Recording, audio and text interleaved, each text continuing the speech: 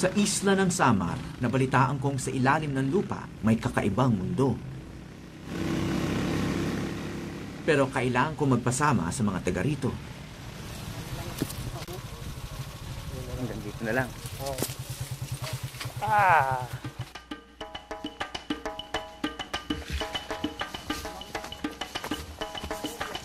Sasamahan kami ng grupo ng Samarenyong pinamumunuan ni Johnny Bonifacio. Buong tapang nilang pinapasok ang kuwebang kinatatakutan ng karamihan, ang Calbiga Caves.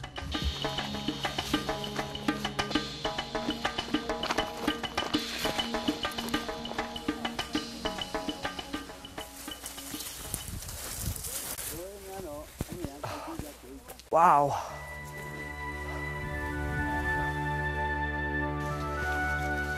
May gubat pa sa paligid niya, ano? Oo, meron pa. So, yun ang main entrance. Oo, yun yung main entrance. So, mga huling text message bago mawala ng signal ng 3 araw. Mga huling mensahe sa mga minamahal.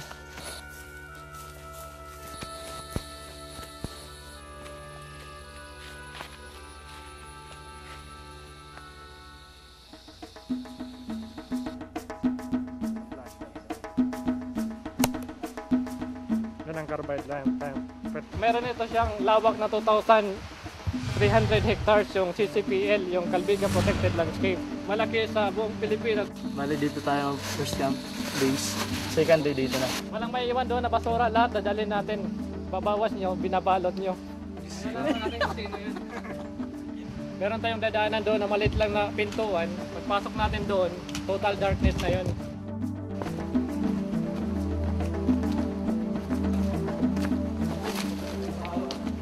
Sa loob ng ilang araw, hindi kami makakakita ng liwanag. Ano man ang mangyari, wala nang contact sa labas. Bababa na tayo sa mundo ng kadiliman.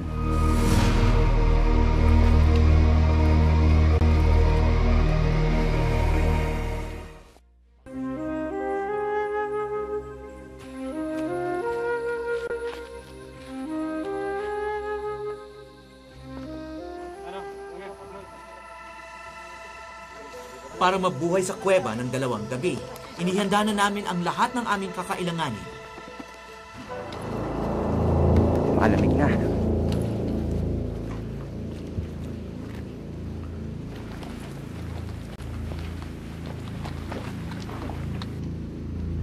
Pababa pa lang, pwede nang madisgrasya. Dito ang daan. Wow. Para walang katapusang kadiliman ang papasukin natin.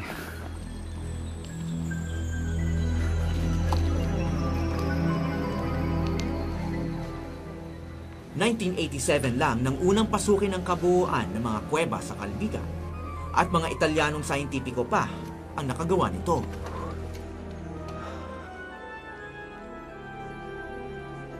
So, yun ang tanong ko, bakit sila pa nakaka-discover? So meron naman, nandito naman tayo, lugar natin ito, tapos hindi tayo nakakapunta.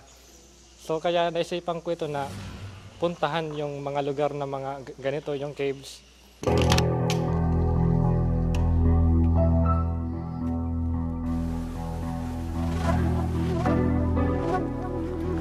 Madulas nga dito. Wow.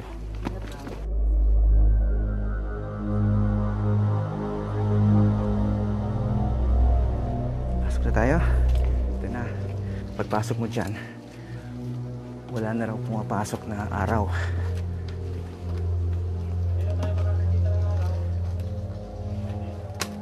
Hindi na tayo makakita ng araw hanggang Lunes.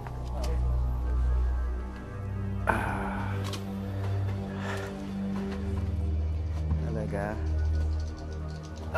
Okay guys, hahalik daw tayo sa Paniki.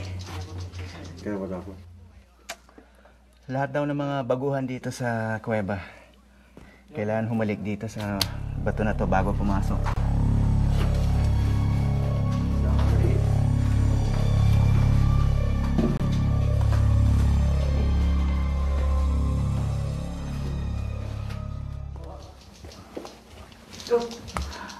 Dito sa tinatawag na chamber ng kuweba, may ibong naligaw. Hindi nito mahanap ang daan palabas.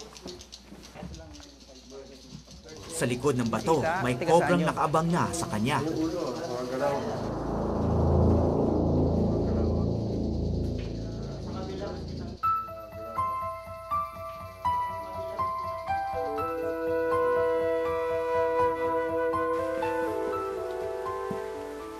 Bangungot siguro kung mawala ka rito sa dilim.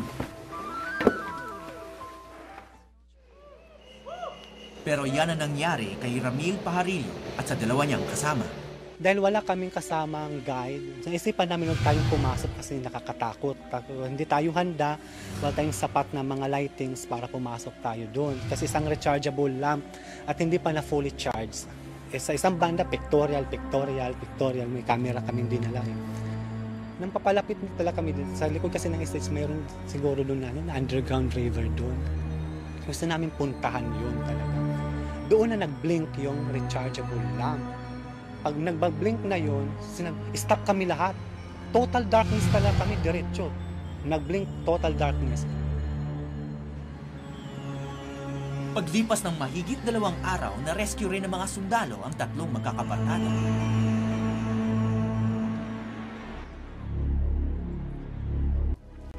Uy, may ropes dito.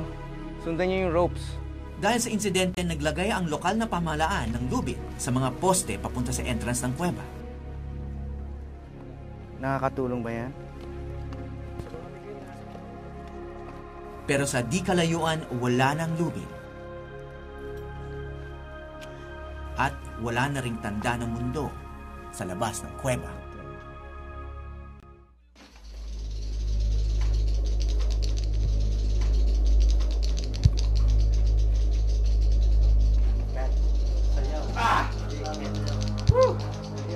Sa loob ng kuweba, madalas hindi mo alam kung ano ang tinatapakan mo.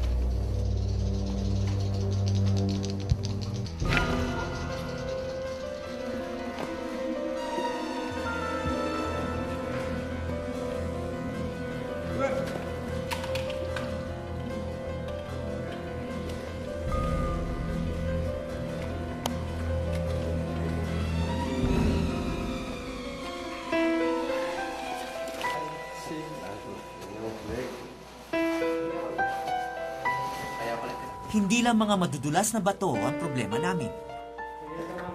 Ito yung tinatawag na snake room, no? Kasi dito kasi yung snake na stay. Minsan dyan, yun siya. Kasi naghihintay siya, nag-aabang ng kanyang makakain. Iisa lang siya. Siguro, busog siya.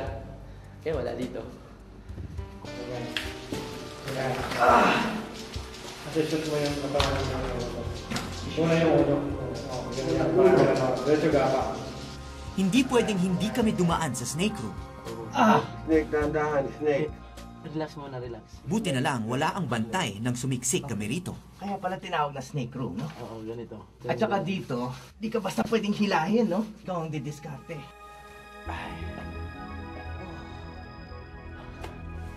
Nakalusot din.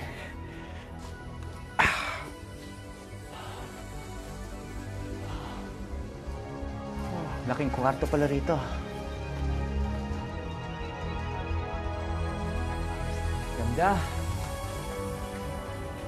The time now is already 8:20 in the morning, pero gabi pa dito ah. Pagpunta natin ng Langon, ibang setting din doon. Pagdating natin doon sa pinakatuktok na taas, nandun na yung tinatawag na vertical cliff. Kung titingnan mo siya na pag ganon, sasabihin mo, wala na yata itong daan kasi vertical na, ganito. Pero actually, may talagang daan yan, kakapain mo.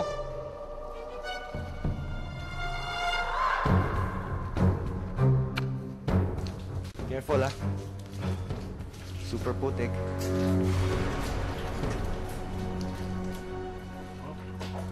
Ano? Kaya? Kaya pa? Oh, wow! Lubog. Dito tayo sa ibabaw. Lulubog tayo dyan. Tama na, adi na. Hawak ka. Sige, nagaling ko na Yung isang pa mo. Sige, hawak ka sa akin. Kaya mo? Nagaling ko. Sige. Naiwan yung paa ko eh. Pinaputol. Sandali.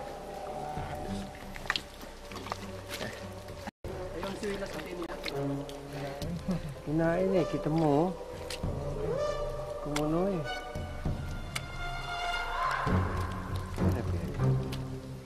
Ayun, nabalo pa ako. Konting pa ako.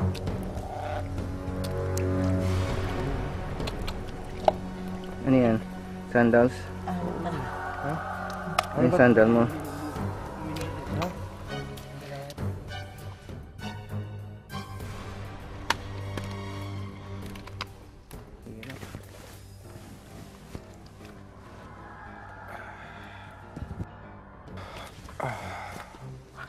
Okay. Sige. Yung bawat hakbang mo rito, kailangan mag-ingat ka eh. Kasi ang daming loose rocks.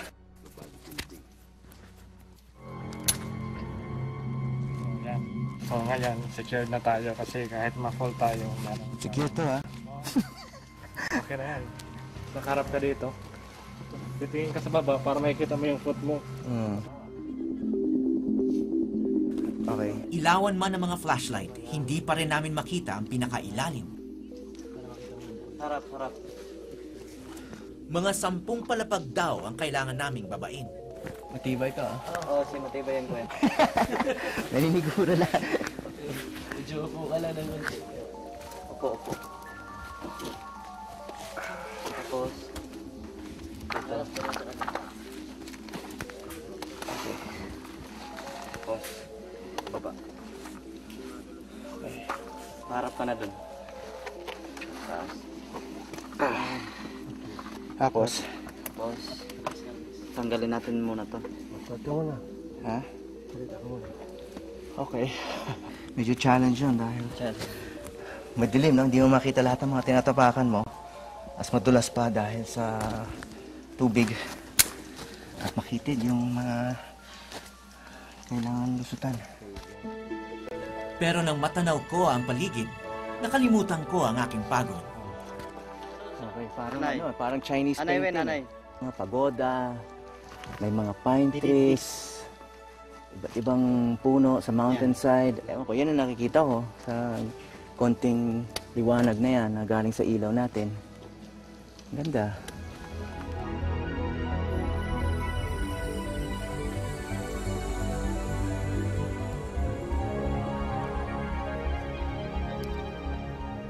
Bato yan eh. Basa. So yan, yung mga ganyan, yung mga may tumutulo pa na tubig galing sa mga bato-bato. Alive pa, buhay pa raw yung mga bato na yun. Ang bawat patak ng tubig nag-iiwan ng kaunting mineral. Sa paglipas ng panahon, tumaas ng tumaas ang mga bato dahil sa mineral na dala ng tubig na galing naman sa ulan. May hugis ng coral at meron naman mukhang yelo. Stalactites ang tawag sa batong tila nakabitin mula sa kisame. Stalagmites naman ang mga tumutubo mula sa sahig. Si Mr. Stalagmite. Mga 10 feet high ito, ano? Millions of years na siguro to. Paano siya tumataas? So, droplet ng tubig yan, ang deposit, para nagiging solid siya. May deposit yung tubig. Oo. So in millions of years, big boy na siya.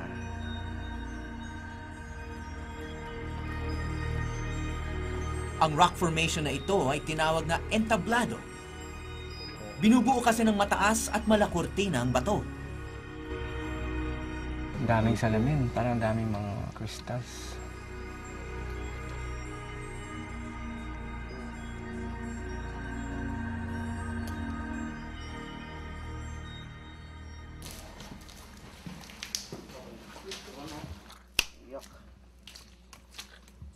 Ito yung tinatawag na football field. O, sino may dalang bola? Laro tayong football. Ay, tingnan mo kung gaano kalaki siya. Ito daw yung pinaka-safe na lugar kung sakasakaling lumindol. Ito daw yung last chance para makapagtago ka ng safe. Ito lang yung walang falling rocks galing sa taas. Walang bali, walang putol. Sa wakas, nakahanap din kami ng lugar kung saan matigas at patag ang putik. Dito muna kami nag-set up ng kampo para makapagpahinga.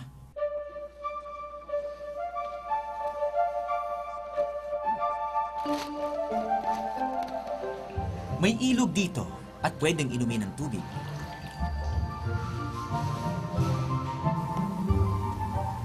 Bawal magluto dahil nababago ng usok ang kulay ng mga bato.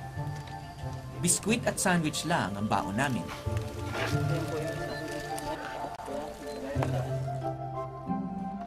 Para manatiling malinis ang kuweba, sa container dapat umihi.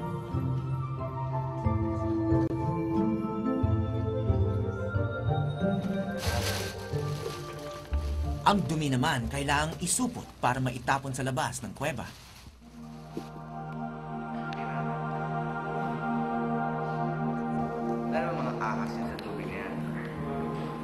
Pero meron ding konsuelo ang lahat ng hirap.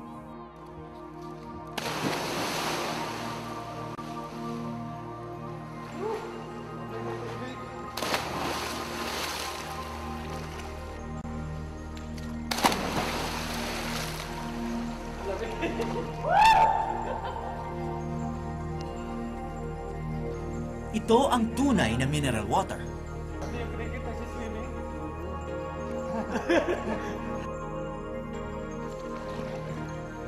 Pero ang tubig ay gaya rin ng ibang bahagi ng kuweba.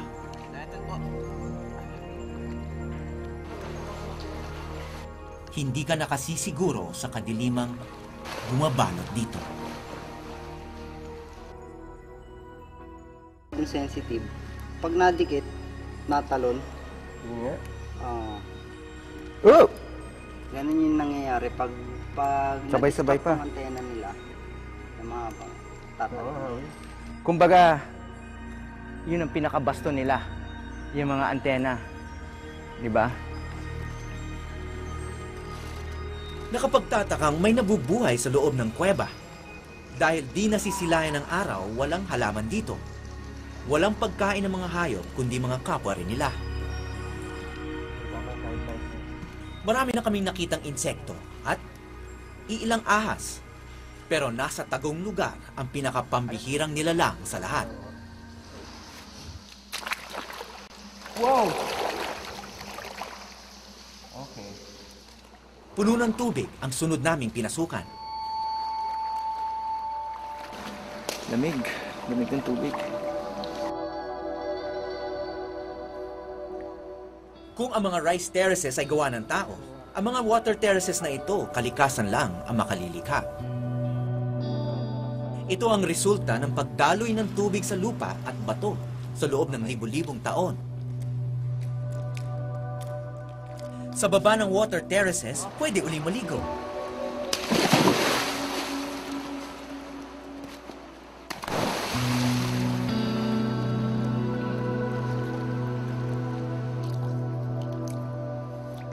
Pero hindi pa namin nakikita ang hinahanap namin sa parteng ito ng kuweba.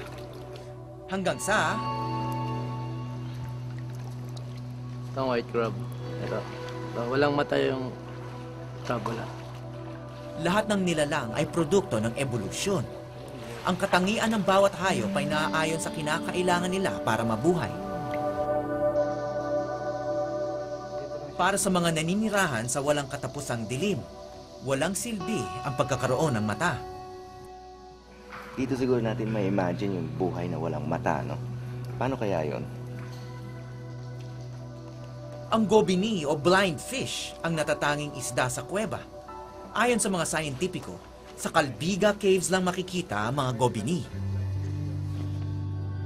Sakaling marumihan ang tubig dito, posibleng malaso ng mga gobini at tuluyan na silang mawala sa ating mundo. Masaya kaming bumalik sa campsite.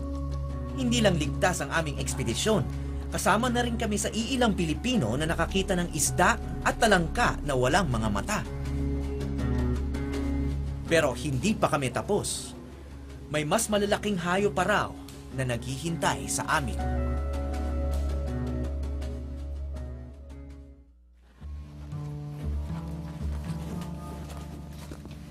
Saan ang daan?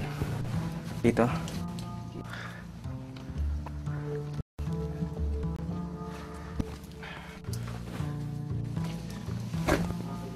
Wow, look at that. Tingnan mo, tagpo na yung dalawa, no? Para sila naghalikan. Tingnan mo to.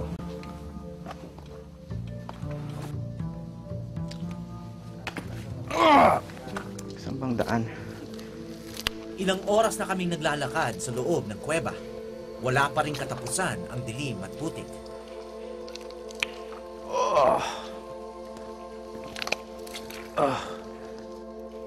Wow! Whew!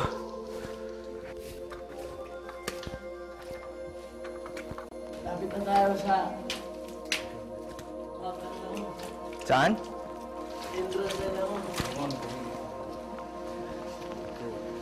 Lapit na. Isang liko na lang.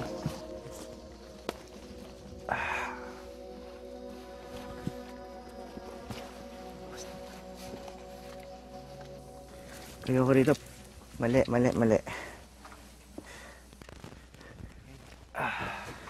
Tuloy yung lakad. Ayun, ang liwanag. Sa wakas.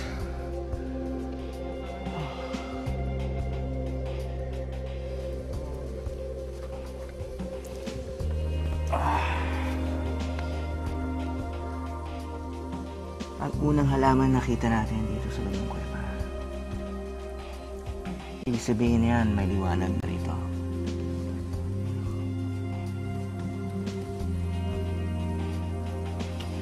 Excited na kaming makarating sa liwanag, pero may mga hamon pa rin naghihintay sa daan.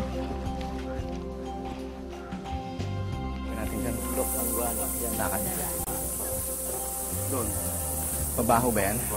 Buwan, yun ang mga pupo ng bats. Yan, dami siya. Bundok na siya. Sa tagal ng panahon. Parang chocolate hills na. Sa ilalim na. Ito, guwana na to. Buwan. Kaya mo na mababantot eh. Ito ang pupo ng bats. Kita mo? Ayun o. Dumadapo pa rin ng mga guano. Ito, lulubog tayo sa ebak ng paniki.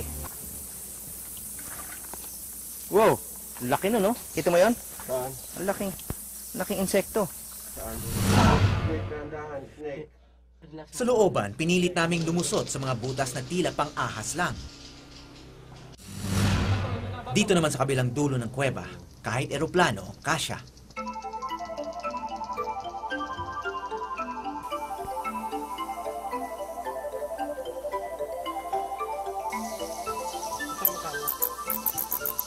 Sa dami ng ibon at paniki rito, madalas bumagsak ang mga pugad nila. May mata na ang mga hayop dito.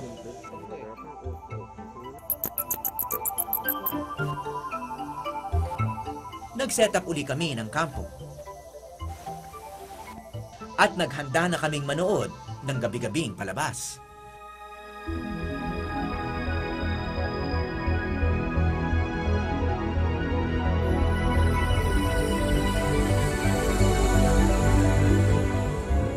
Ang tinatawag na Langon Cave ang tahanan ng libu-libong fruit bat. Hinihintay nila ang paglubog ng araw bago lumabas para kumain. Sinasabayan sila ng mga balin sa sayaw, mga ibon na dito rin nakatira. Paikot-ikot muna sila sa bukanan para nagtatawag pa ng ibang tropa. Hanggang halos itim na ang kanilang puwersa. Ang lahat ng hayop, patunay na hindi pa ganong naistorbo ang mga kuweba ng Kalbiga.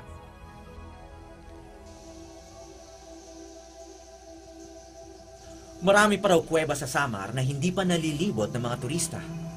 Kayamanan ng probinsya na wala sa iba. Pero posibleng bilang na ang mga araw nila. Gaya sa ibang lugar sa Pilipinas, may mga mining company na interesado sa yamang metal ng Samar. Ano mangyayari dito kapag nagkaroon ng mining? Mawawala ito, makukuha. Ma-erase ito sa map siguro ng kung matatamaan ng mining. Baka yun pa ang maligno na dapat katakutan ng mga taga rito. Mula sa Kalbiga, Samar, ako po si Howie Severino at ito ang Eyewitness.